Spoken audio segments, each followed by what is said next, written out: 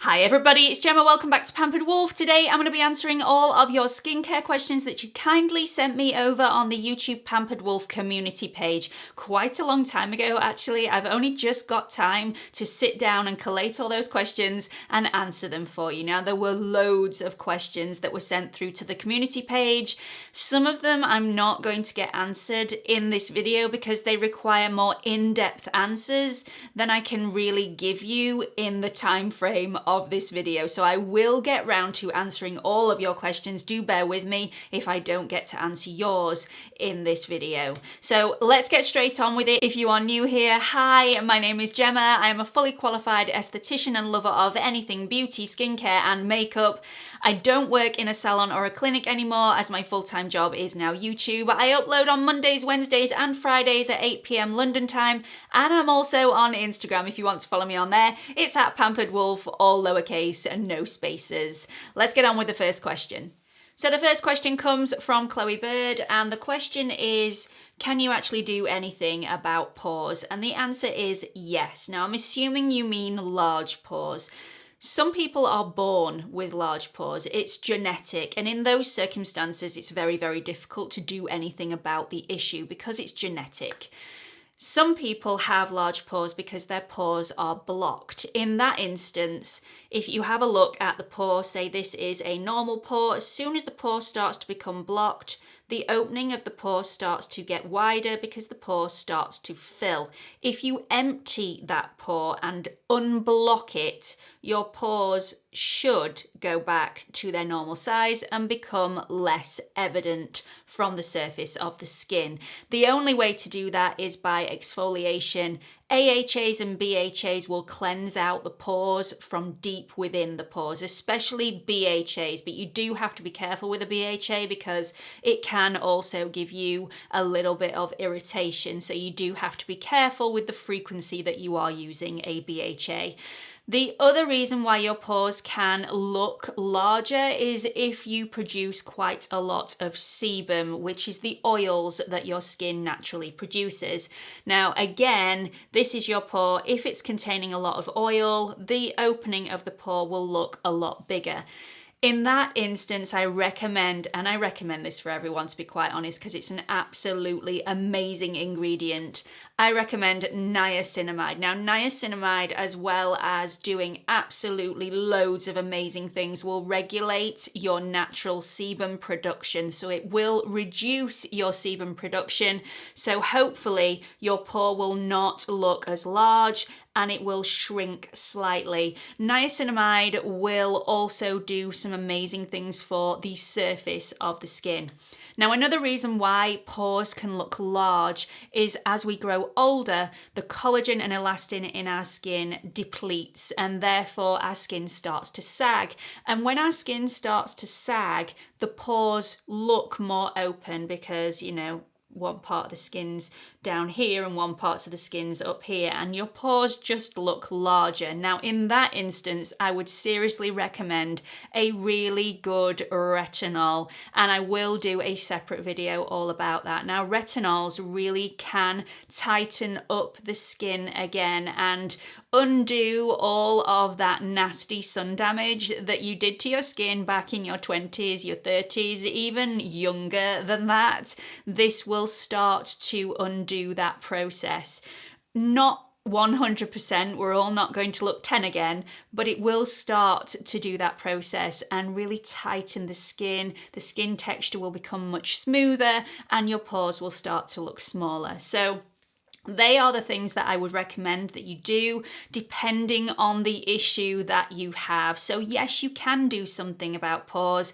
It's not a miracle cure. You're always going to have pores on your face. They are there for a reason. Some of them are going to be more evident than others. The second question comes from Laurie Nelson, who has dry skin behind the ears and is asking if I have any ideas on how she can get her skin back.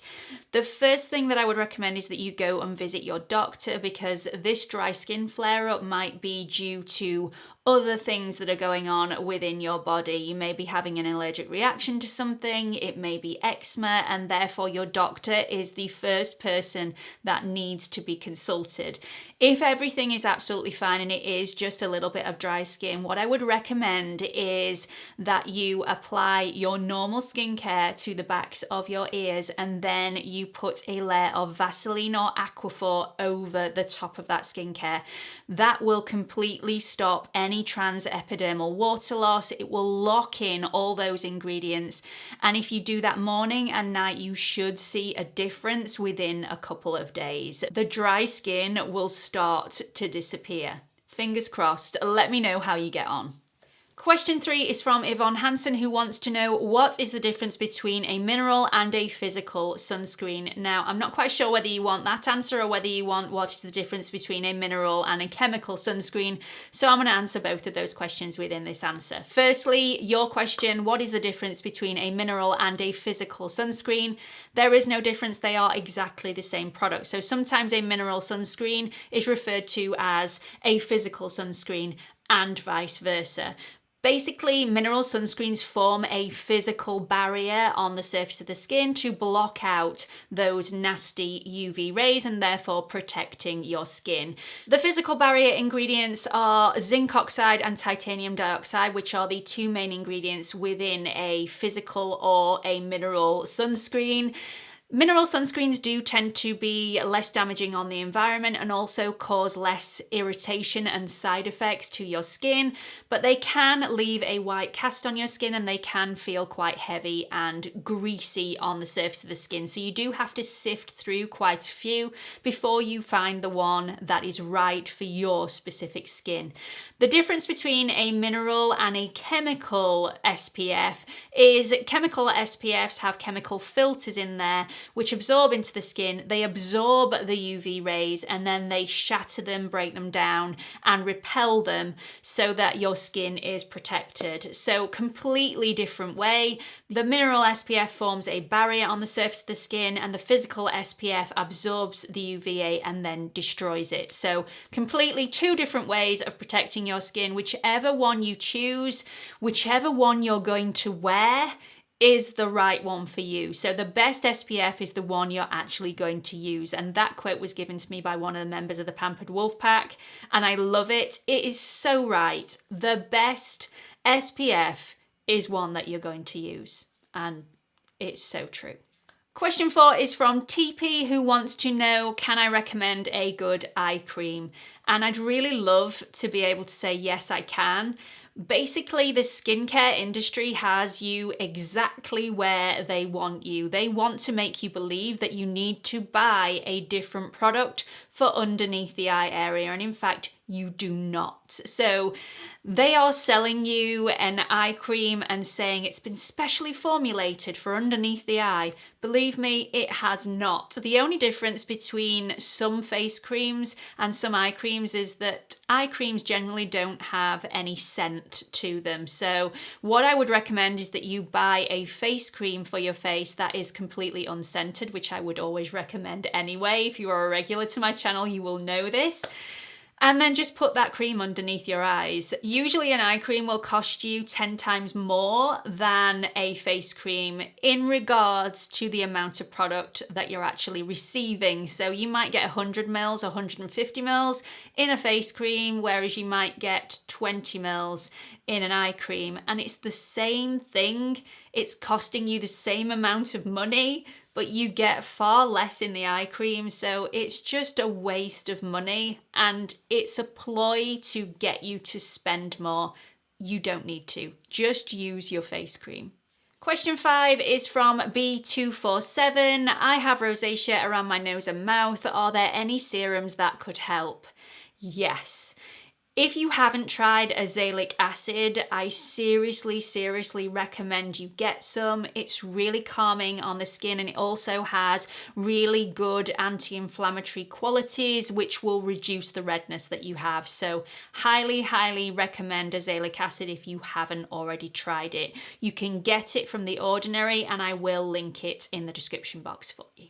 Question 6 is from Katie Hawkins, who is dealing with adult acne and she's never suffered with spots before, so how does she get rid of it? Now, firstly, I have a dedicated video for that. I will link that up here for you so you can watch that a little bit later on.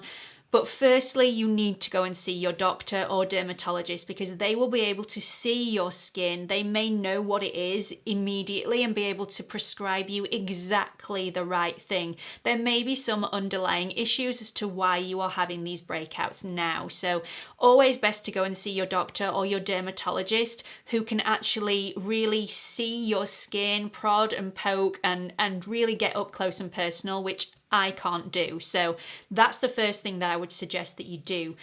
For starters though, strip back all of your skincare. So stop applying loads and loads of products to your skin. It's not necessary. Watch my back to basics on skincare. That will help you strip everything down to the bare essentials. I will also link that up here for you as well. Avoid anything with a fragrance in. So take anything out of your skincare with any fragrances. And if you haven't seen my video on why you should avoid fragrances, why it is killing your skin, I will link that up here for you as well. There's a lot of links for this specific question, but really, really important. If you are suffering with any irritation on your skin and you have a fragrance within your skincare, it needs to be removed straight away. So the products that I would recommend is make sure that you have a good acid exfoliator within your routine and alternate that every few days with a retinol. So use your retinol maybe 2-3 days on the trot and then use your acid exfoliator on day 4 and then go back to using your retinol for 3 days after that as well. Retinols will really, really help your skin because they help it behave properly, and at the moment your skin isn't behaving as it normally would. Also, AHAs and BHAs will help suck out any of those impurities and cleanse the pore from deep within, so you shouldn't get as many blemishes in the future. But again, first port of call, your doctor. Okay, question 7. Sabsa70, Tina Kaminsky and Gwen Rowland all want to know very similar things. Basically, how long should you wait in between skincare steps? And this is a really difficult question to answer because I don't know what specific skincare you're trying to apply to your skin and trying to layer on your skin. Whether those are oil products, whether they are water-based products, or whether you're trying to mix the two, which can be quite messy. Obviously, if you are using water products and oil products, you're going to have to wait a considerable amount of time before one of them is soaked in before you apply the other one because they repel each other, so you are going to have to wait a little bit of time.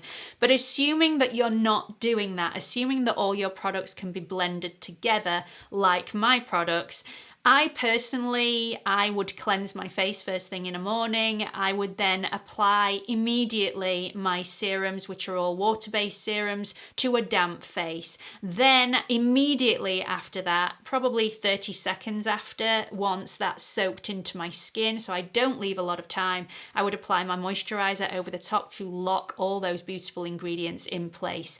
I then wait probably 5 minutes for my moisturizer to sink into my skin before I apply my sun protection. The really important thing is that you wait at least 15 minutes after you've applied your sunscreen before you apply any makeup products over the top.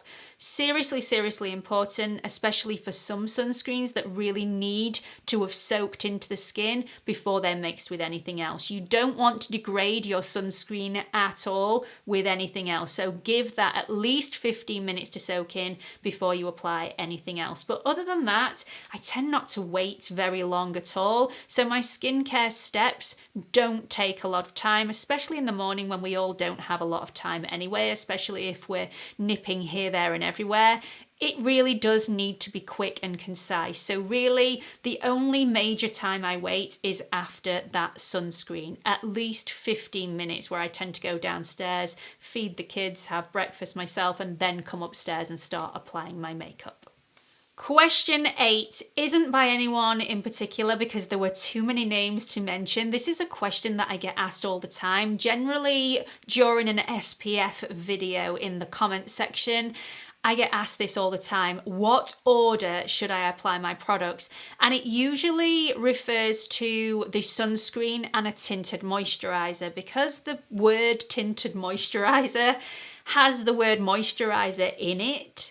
People assume that you apply that first and then you apply your SPF, and that is incorrect.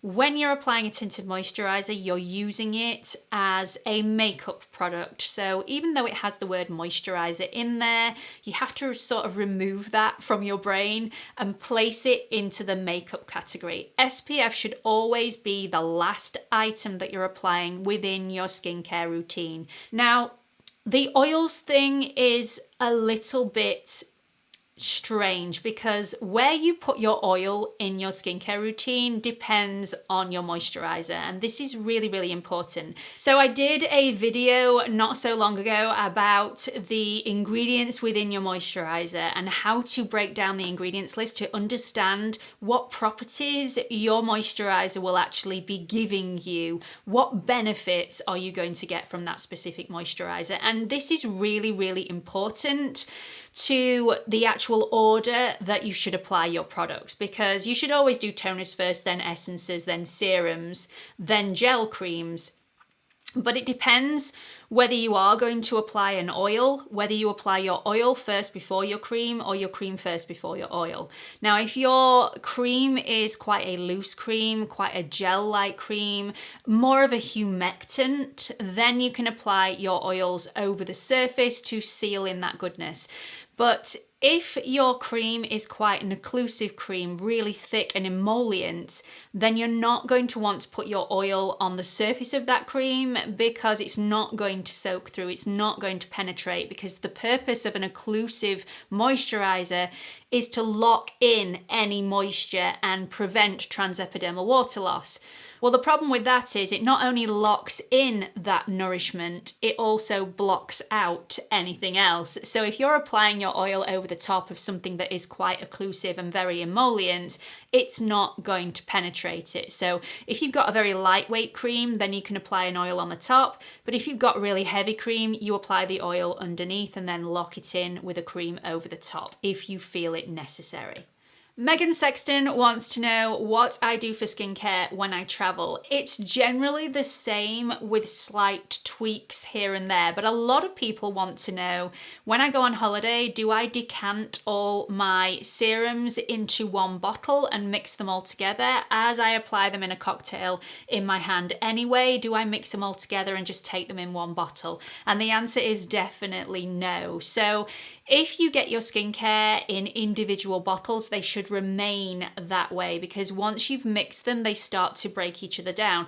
Absolutely fine to apply them to your skin that way, because they haven't got time to break down by the time they've got into your skin. However, over time, and especially if you're going away for a lengthy period, those ingredients are not going to be stable all mixed together, so they will eventually break each other down and counteract each other, and by the time you apply them to your face, you might as well just be applying water to your face. So I would definitely take each individual bottle as I would normally do. Skincare is a huge thing for me, so the majority of the weight that I take on holiday in my luggage is skincare. I'm not gonna lie. I love skincare, especially when I'm away. I like to take even more care of my skin. Now, when I am going to a hot country, because I basically live a little bit like a vampire, I don't really go in the sun very often when I'm at home. When I go to a hot country, I'm obviously spending a lot more time outdoors because I'm with my kids, I'll be in the pool, I'll be by the side of the pool watching them play, so I am going to be in the sun a lot more. Because of that fact, I don't take tretinoin on holiday, because tretinoin and AHAs and BHAs will sensitize your skin to sun damage. So even though I really protect my skin with a very high SPF and I'm constantly reapplying throughout the day, I don't see the point in, for the space of 2 weeks, putting my skin in that more dangerous position. So I just refrain from using it for a couple of weeks. Instead of that, I concentrate on more hydrating ingredients and more emollient and occlusive ingredients to lock in that transepidermal water loss and just really nourish my skin and make sure it's well hydrated and well looked after whilst I'm away. As soon as I get home, I'll probably treat my skin with an AHA BHA peeling mask just to make sure that all the gunk is out of my pores and my pores don't become blocked. And then I will carry on with my tretinoin use as per usual, probably the day after that. So hope that's answered your question. Gina Johnson wants to know, do I recommend anything for dark spots and scarring? There are so many ingredients that are absolutely fantastic for dark spots and scarring. Let's look at scarring first. Azelaic acid is absolutely fantastic for getting rid of those dark scarring spots that come when you've had a blemish and then you've been in the sun and it's created that little dark patch. So I highly recommend azelaic acid for that. Also, hydroquinone is a good one. Often this is mixed with tretinoin. It's a bit of a skin bleacher, so it really does help to even out all of your skin tone and get rid of any of those dark spots. Vitamin C is also excellent at doing that as well. A retinol goes above and beyond. It's absolutely fantastic. And also alpha arbutin fades pigmentation as well. I'll link all those products in the description box for you. But although I've said this already quite a lot of times in this video, it's really, really important that you do go and see a trained professional who will be able to pick out specific products for your needs. They will be able to look at your skin, study your skin, and identify which ingredient will be best for you. As a qualified esthetician myself, it would be very, very irresponsible of me if I was picking out products for something so specific without seeing and studying your skin first. So that is definitely what I would recommend. They are the ingredients that are absolutely fantastic for your specific skin concerns. I definitely wouldn't try all of them at once, just one, but which one that is depends on your skin. And the final question comes from Crystal Floods, who says, is too much hyaluronic acid bad for your skin? And the answer is generally no, but it depends on how you are applying your hyaluronic acid and whether you are locking that hydration in with an occlusive or an emollient moisturizer, because that is the important step. If you are not locking in the hydration, you will actually dehydrate your skin throughout the day. In fact, at the end of the day, because you're not locking in that moisture, as soon as the hyaluronic acid starts to evaporate into the air, it's going to drag other moisture that you already had in your skin out of your skin. So by the end of the day, your skin will be more dehydrated than it was before you applied the hyaluronic acid first thing in the morning. So it's really, really important that you lock in the hydration with an emollient or an occlusive moisturizer. And again, please go and see that moisturizing video where I teach you how to break down all the ingredients to see what your moisturizer actually does. Hyaluronic acid is a really gentle ingredient. It suits the majority of people. Very few people get any irritancy with hyaluronic acid at all, but it does happen to the odd few. Hyaluronic acid also became the in ingredient a couple of years ago, so it's generally in absolutely everything we apply to our faces. So it's generally in moisturizers, creams, lotions, any serums generally have some sort of hyaluronic acid in there. If it does have any hyaluronic acid within the product that you're applying to your face, just make sure it also has some emollient ingredients or occlusive ingredients in there.